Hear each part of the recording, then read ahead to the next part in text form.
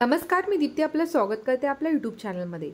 श्रावण महिन्यातील कृष्ण पक्षाच्या अष्टमीच्या रात्री 12 वाजता मथुरा नगरीच्या कारागारमध्ये वासुदेव यांची पत्नी देवकी यांच्या गर्भातून 16 कला संपन्न भगवान श्रीकृष्णाचा अवतार म्हणजे जन्म झाला। श्रावण महिन्याच्या कृष्ण पक्षाच्या अष्टमी तिथीला रोहिणी नक्षत्राच्या शुभयोगात भगवान प्रकट झाले। त्यावेळी चंद्र आपल्या उच्च राशी म्हणजे ऋषभमध्ये होता। या दिवशी श्रीकृष्णाची पूजेने संतान प्राप्ती, आयु तसेच समृद्धीची प्राप्ती होते। ज्यांचा चंद्रग्रह कमजोर आहे तेही या दिवशी विशेष पूजेने लाभ घेऊ शकतात।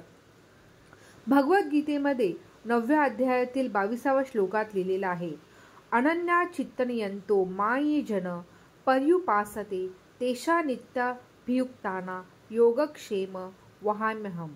जो भक्त अनन्य भावाने माझे चिंतन करतो, पूजा करतो, त्यांच्याकडे जे आहे त्याची मी रक्षा करतो व ज्यांच्याकडे नाही त्यांना मी प्रदान करतो, हे आश्वासन भगवान कृष्णाने दिलेलं आहे।